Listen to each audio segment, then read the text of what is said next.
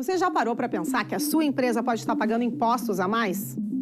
O nosso sistema tributário é bem complexo e é comum as empresas pagarem mais do que o devido. Saiba que é possível recuperar os valores dos últimos 5 anos e reforçar o seu caixa. A Fortus Tax é especialista no assunto e já ajudou muitas empresas nos seus 18 anos de atuação. E o mais importante, você só paga pelo serviço depois que o dinheiro estiver na sua conta. Fortus Tax. Pagar o justo é o nosso forte.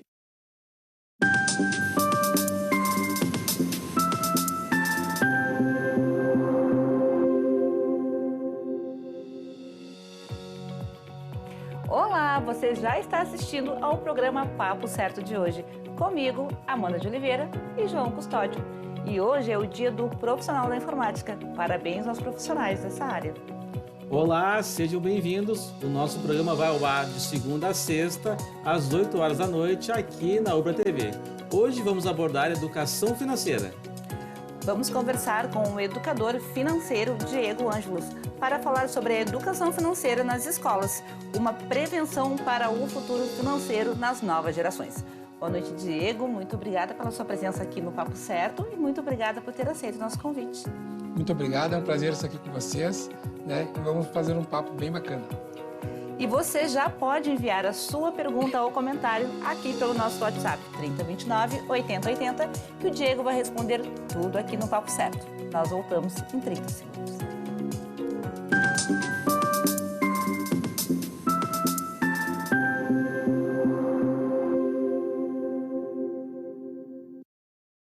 Tá difícil encontrar o profissional certo para a sua empresa? Precisa de alguém detalhista para aquela vaga no financeiro? Quem sabe um criativo para o marketing?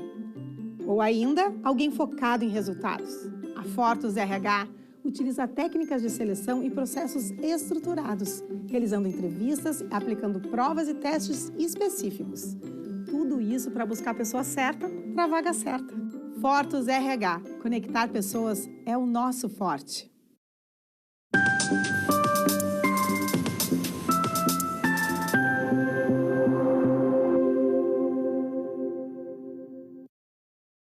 O Papo Certo está de volta e eu te convido a interagir conosco pelo nosso WhatsApp para tirar todas as suas dúvidas. E também aproveito para lembrá-los que estamos ao vivo também pelo YouTube e Facebook.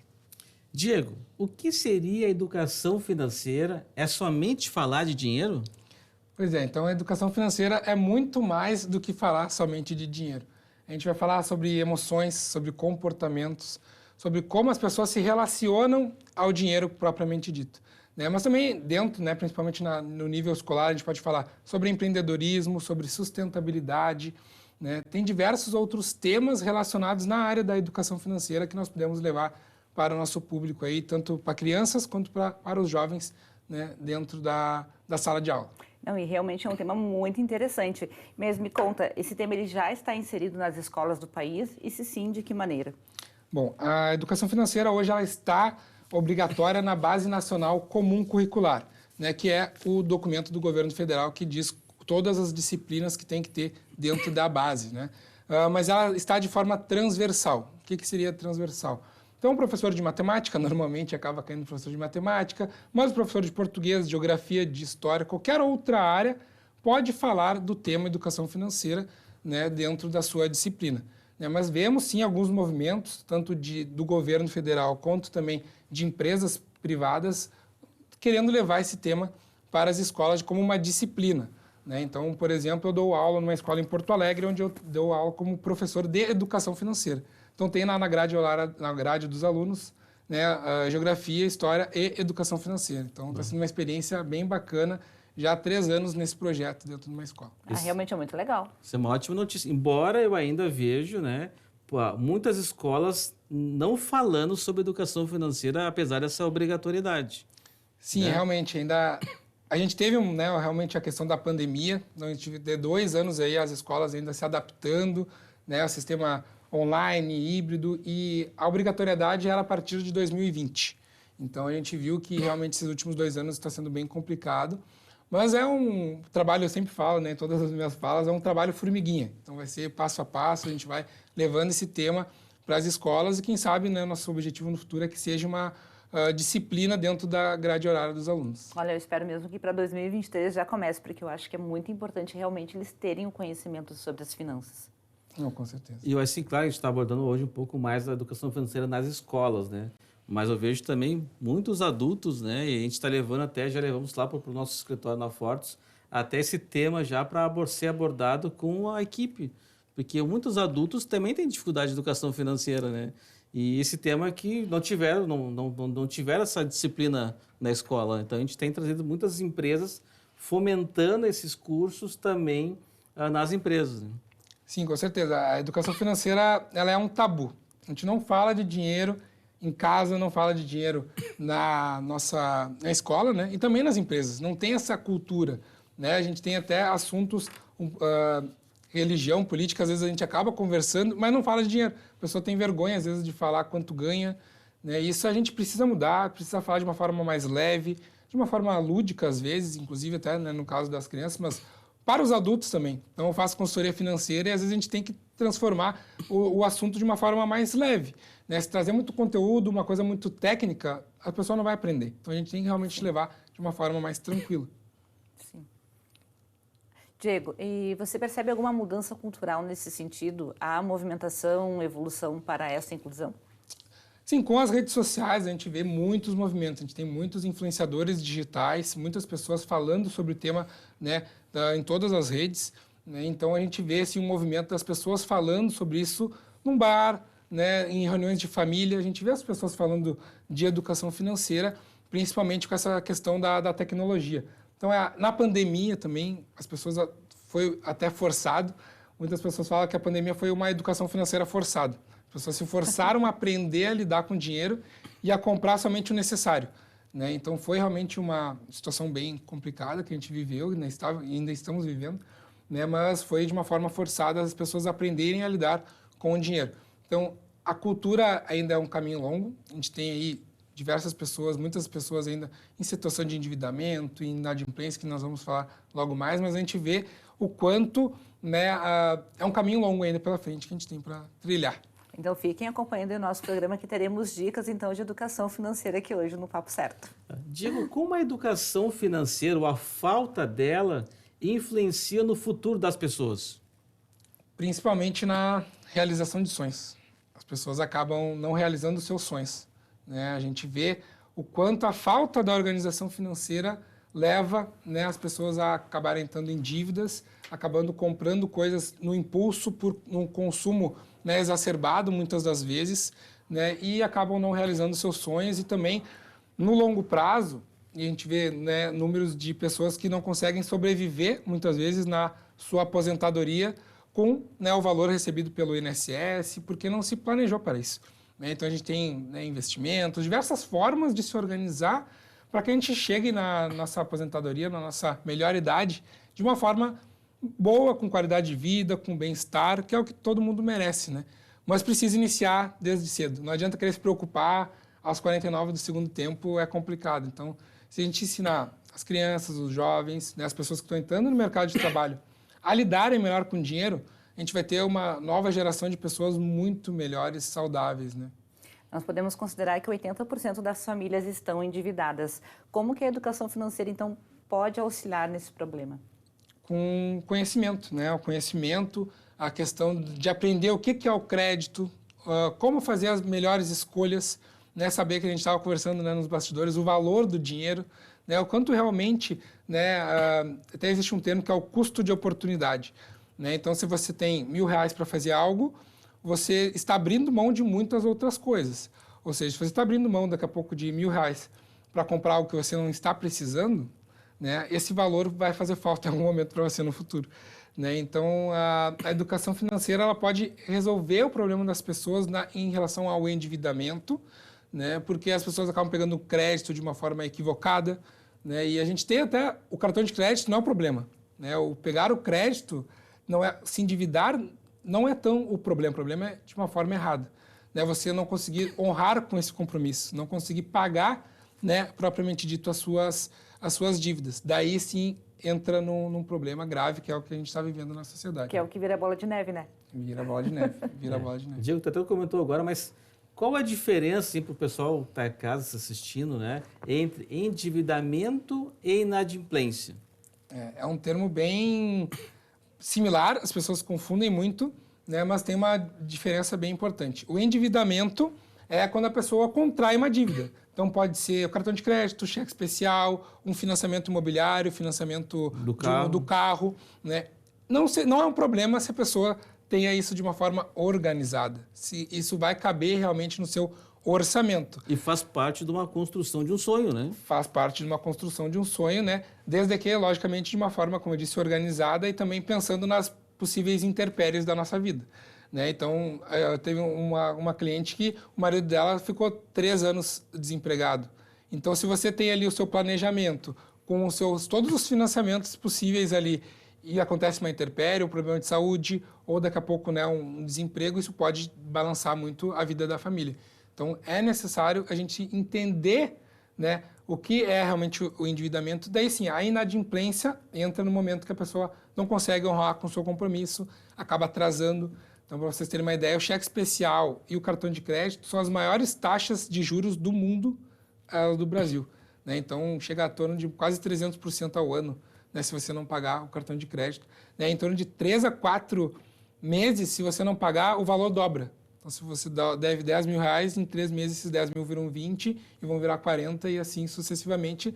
Lembrando que os juros compostos, ele trabalha, né, no tempo. Então, quanto mais tempo você deixar de pagar ou mais tempo você pegar um empréstimo, mais juros você vai pagar. Mas, no outro lado, você pode investir. Quanto mais tempo você investir, mais tempo você deixar o dinheiro trabalhando para você, né, a bola de neve vai ser favorável, vai ser a seu favor. Né? Digamos que com os novos tempos, praticamente o cheque nem se usa mais, né? Mas o cheque especial, ele continua inserido na sua conta bancária ali. Inclusive, as pessoas acham que é uma extensão do salário, né? Então, a pessoa diz, né? Eu ganho 5 mil, mas eu tenho mais 5 de cheque especial, mais 10 do cartão de crédito, eu ganho 20. Né? E a pessoa acha que, não, mas se o banco está me dando esse limite, é porque eles entendem mais de dinheiro do que eu, né? Mas tu fala em juros compostos, né? Que o pessoal de casa é juros sobre juros, né? É juros sobre juros. Então, essa é a questão aqui. É por isso que vira essa bola e cresce de uma maneira rápida, né? Muito rápida. Como eu disse, em 3, 4 meses o valor vai dobrando, né? E se você não cuida, esse valor realmente fica bem... Às vezes uma parcela de 100 reais que você acha que cabe no orçamento se você não pagar, em 2, 3 anos isso vai virar um valor bem significativo. E, Diego, falando sobre isso, assim, tem uma justificativa do porquê das pessoas terem tanta necessidade, então, de usarem o crédito? Sim, é a questão social, né? A gente acaba querendo estar sempre inserido na sociedade e nós, seres humanos, nós somos seres sociais, né? Então, a gente quer se adaptar, a gente quer entrar naquele meio, a gente quer, daqui a pouco... e a questão cultural de frases típicas que nós temos na sociedade, né? Quem casa, quer casa. Então, né, a pessoa está ali, está acabando o ensino médio, já se obriga a fazer uma faculdade. Daqui a pouco não tem nem recurso ainda para pagar, mas já vai entrar no financiamento estudantil. Não que isso seja ruim, mas se não for de uma forma organizada, isso pode, né, gerar problemas. E também essa questão, né, dessa questão cultural. Então, a pessoa nem tem condições e já vai querer comprar uma casa. Às vezes, dependendo da situação de cada família, é muito mais assertivo você alugar um imóvel do que propriamente dito comprar. Mas depende de cada situação, né? Não tem uma fórmula mágica, né? Não tem uma receita de bolo onde vai dizer qual que é sempre a melhor opção. Uma das palavras típicas da educação financeira é o depende. Então, depende da situação, depende da pessoa, né? Para nós três, pode ser situações totalmente diferentes. Né? Então... Mas essa pressão social, eu entendo que é o maior problema mesmo, né? Porque, às vezes, tem uma família que é valor para ela fazer 2 viagens por ano. E está tudo certo, se está na condição, se faz parte do sonho, né? Mas daqui a pouco outra família não tem condição. E daí fica naquela pressão social de se endividar para poder fazer o mesmo sonho que é do outro, né? Não, mas, João, mas isso até entra assim, uma coisa que a gente tem a idade mais parecida, né? Porque antigamente tu ter uma televisão grande dentro da tua casa era porque tu tinha poder aquisitivo. Então a pessoa comprava televisão em 48 vezes para chegar um parente para visitar e ter aquele televisor imenso assim na sala, que hoje já não é mais assim, né? Tá tudo na mão no celular. Mas a nossa sociedade ela ainda é muito relacionada ao ter. As pessoas elas precisam mostrar que têm objetos, que têm bens, né? E a gente não se preocupa, às vezes, com o nosso ser, o que a gente realmente é, né? Então, tem algumas imagens nas redes sociais que a gente pode ver que você vê uma pessoa com um carro, né, esportivo ou uma casa bacana, mas não sabe como ela pagou, não sabe se ela não está devendo, né, para alguém, né? E a pessoa às vezes está ali na sua humilde, com um carro popular, com uma casa popular, mas tem investido lá um valor significativo, né? Então a pressão social é muito grande e isso acontece inclusive na escola, né, com as crianças, o tênis de marca, a roupa de marca, o celular, né? Então, quer entrar no time do pessoal que tem o telefone A ou no pessoal que está agora colecionando figurinha da Copa do Mundo, né? A gente acaba querendo se ambientar naquele meio, né? Não que seja ruim, né? Que nem nós estávamos conversando, mas desde que você saiba que aquilo cabe no seu orçamento, que aquilo cabe dentro da sua realidade financeira, né? Diego, e qual o passo a passo para ter uma vida financeira saudável? Então, como eu disse, não tem uma fórmula mágica, né? Mas, assim, se fôssemos falar passo a passo, a primeira coisa seria nós nos autoconhecer, autoconhecimento financeiro. Saber como realmente nós agimos frente ao dinheiro. Né? Tem pessoas que são compulsivas, pessoas que são impulsivas, pessoas que acabam usando o dinheiro como uma fuga, muitas vezes. Então, né, às vezes, eu estou feliz, fui promovido. Daí vai no shopping gastar. Mas eu tô triste. Nem recebeu ainda. Mas às vezes eu tô triste, né? Levei um xingão do meu chefe, tô meio triste, vou no shopping gastar igual. Então é muito emocional, né? Então a gente tem a questão da razão e da emoção, né? A gente é muito emocional, a gente não é racional frente ao dinheiro, né? Então essa seria a primeira etapa, a gente fazer essa reflexão, entender nossos valores, saber o que realmente faz sentido para nós, né? E para nossa família, né? Após isso, colocar no papel as nossas dívidas, nossas despesas fixas e as despesas variáveis, né? Fazer um diagnóstico financeiro e compreender o quanto que a gente gasta e quanto a gente ganha. Às vezes as pessoas não sabem nem quanto elas ganham, né? Porque ela acha que é o que está no contra-cheque. Não, o que a gente ganha é o que cai na nossa conta, efetivamente, é nossa receita líquida ali, né? O que realmente entra na nossa conta e ver, né? A regra básica da educação financeira é gaste menos do que você ganha. Só isso. É menos e mais. Não precisa fórmulas matemáticas complexas, não. Se você gastar menos do que você ganha, você já está mais de 80% da população, você já está na frente, né? Então, essa seria a segunda etapa, fazer essa organização financeira, daí fazer uma avaliação, uma reavaliação, né? Daqui a pouco diminuir um pouco no lazer, reduzir um pouco aí na gasolina, no transporte, ver onde que você consegue dar uma reduzida, economizar de alguma forma, né? Já, então, depois do nosso intervalo, que é bem rapidinho, voltamos mais com esse tema aqui para vocês. Fiquem aí com a gente.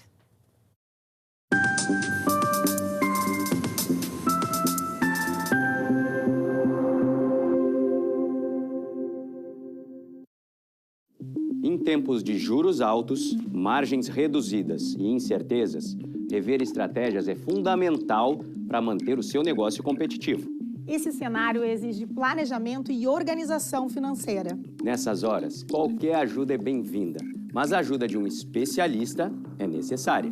A Fortus Consulting conhece na prática e tem as soluções adequadas para cada situação. Fortus Consulting. Melhorar os seus resultados é o nosso forte.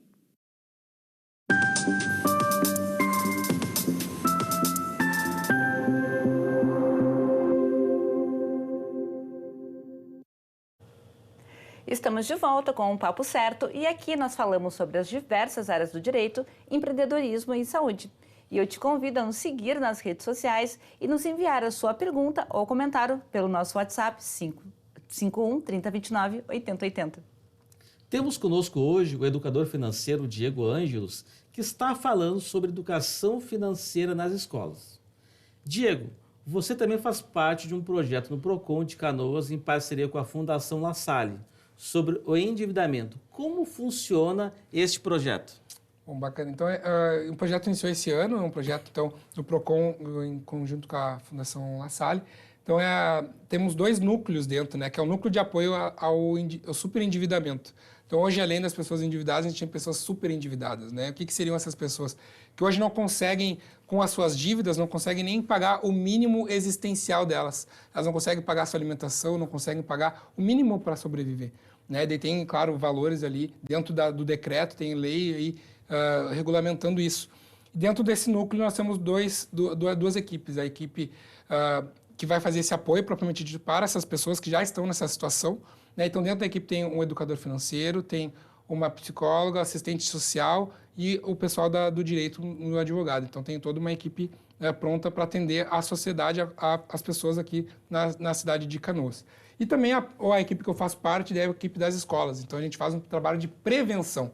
Então, a gente vai às escolas para que os jovens, né, a gente vai, então, nas escolas públicas de Canoas do 9º ano, né, para prevenir que elas não se endividam. Então, a gente faz uma atividade lúdica ali, entre 1h30, com os jovens, onde eles aprendem a fazer um orçamento financeiro, a verificar que, às vezes, as coisas não saem do jeito que a gente planeja, né? Então, e mostrar o quão importante é essa parte de organização financeira, a questão do crédito, né? Então, é muito bacana, está sendo um projeto muito transformador aqui na região, né? Onde também outras prefeituras podem, daqui a pouco, levar esse projeto. Um ótimo projeto, parabéns. Até porque a idade ali do 9º ano é 14, Isso. 15 anos, que é aquele momento que eles querem outras coisas e é bom eles entenderem realmente o quanto custa o dinheiro. O valor do dinheiro. O valor do dinheiro, né?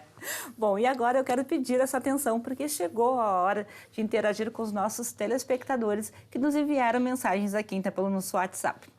Como fazer a organização financeira da família? Pergunta a Annelise Vargas, aqui de Canoas. Legal, então, respondendo a Annelise, né? Então, a gente tem, como eu estava comentando antes do final do último bloco, a questão de nos autoconhecer financeiramente e os valores da nossa família, né? Para uma família pode ser importante fazer uma viagem, para outra família pode ser importante daqui a pouco trocar de carro, né? Então, depende muito de cada família. Mas o principal é conversar em casa visando os sonhos, né? Visando os seus objetivos. Não adianta chamar a criança, chamar o jovem e falar de coisa chata, de falar para só economizar. Você tem que falar de uma forma diferente, falar, vamos economizar aqui para a gente poder aproveitar melhor ali, né? A gente ter esse diálogo, né? Até tem uma atividade legal que a gente faz que é o relógio dos sonhos, né? Que é você pegar, fazer um relógio, né? Com os prazos que você quer, curto, médio e longo prazo, e colocar na sala, colocar em algum local onde todos visualizem, né? Onde vai lá a troca de um carro, uma viagem, uma troca de uma geladeira, ou coisas em comum, né, que as pessoas da família vão acabar se motivando a realmente fazer essa economia, né? Se mobilizando também para isso. Se mobilizando, que às vezes as meninas, né, ou todo mundo, né, mas assim, querendo ou não, as meninas acabam ficando mais tempo no banheiro, né? Sim. As vezes cantando, lavando o cabelo, daí fica 30 minutos no banho. Eu digo, esses 30 minutos gasta tanto de energia elétrica, se você ficar 5, 6, 10 minutos, já reduz bastante e já dá para a gente poder fazer nossos outros planos, né? Eu já sou eu sou menino, mas no banho eu demoro também. Vamos rever isso aí. A minha filha fica 30 minutos no banho, vou dar essa sugestão. Vamos reduzir, minha filha. Bom, e Diego, como funciona a educação financeira para iniciantes, né? Quem está começando, quem está pensando em começar agora, né? Sim. Normalmente, quando as pessoas procuram, infelizmente é porque elas já não estão numa situação tão boa, né? Vão procurar um consultor financeiro, alguém para trabalhar, porque elas já não estão numa situação tão boa financeiramente, né? Ou elas já querem simplesmente começar a investir, né? E não vê que tem um passo a passo que a gente estava comentando, né? Então tem toda essa sequência, né? Então, iniciando é buscar um profissional ou buscar conhecimento, livros. Hoje tem muito conteúdo nas redes sociais, no YouTube, tem muito conteúdo realmente para você iniciar a lidar com a educação financeira, livros de diversos autores, até autores gaúchos, aqui nós temos muito material bem bacana de educação financeira, né? Então é estudo, conhecimento, fazer essa reflexão, né? E ter algo a mais, um motivo para isso, né? E que espero que não seja só a parte das dívidas, né? Tem que ser um motivo maior para você realmente mudar a sua vida financeira. Eu vejo muito material na internet para como investir, né? Só que eu acho que tem um passo antes para investir, tu começar a economizar, né? Justo, tem que começar a economizar, tem que começar a organizar a sua vida financeira, né? Então tem uns passinhos atrás aí antes de investir. E, Diego, como falar sobre o assunto de finanças em sala de aula?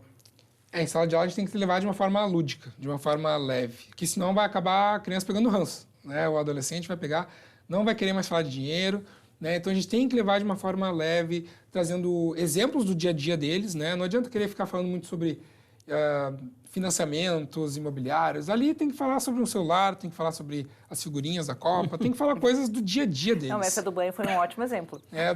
No banho, por exemplo, eu falo escuta 2 músicas, bota a tua playlist no teu telefone, escuta 2 músicas, acabou a segunda música porque acabou o teu banho. Né? Então tem algumas dicas, algumas coisas legais que você pode trabalhar. Mas assim, tem infinitas assuntos que a gente pode trabalhar em sala de aula, mas sempre tem que ser de uma forma lúdica. Né? Até eu faço parte de um projeto que é da Blocos Educação, a gente fala de educação financeira gamificada. Então, a gente trabalha de uma forma lúdica, né? Através de uma plataforma, uma plataforma online com games, com jogos, com storytelling, onde a criança ela vai aprender a falar sobre dinheiro de uma forma leve, tranquila. Né? Muito legal. Isso é muito bom. Muito legal. Em que idade podemos começar a falar de dinheiro com as crianças? A partir de que idade? Olha, eu digo que dá para falar até na barriga da mamãe, já dá para falar. Né?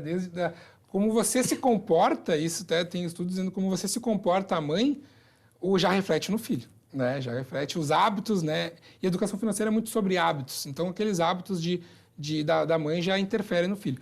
Mas ali, desde de pequenininho, 2, 3 aninhos, já dá para começar a falar. Então, uma atividade que dá para já testar, né? Então, você vai no supermercado, o ideal sempre é fazer uma lista de supermercado antes de ir, né? Então, você vai ali com o seu filho de 3, 4 anos, pede para ele na despensa, olha ali, vê uma olhada se tem arroz, se tem feijão. Ele já vai estar participando daquele movimento, né, dentro, né, da educação financeira. Então, você já pode falar. Né? Outro exemplo, vai no supermercado. Se você entrar na internet agora e dizer dicas para economizar no supermercado, uma delas vai estar assim, não levar criança. Mas eu acho o contrário, a gente tem que levar a criança e ensinar a criança. Ensinar a criança, né? claro. Então, daqui a pouco, dá R$5 para a criança, toda vez, você pode gastar esse valor.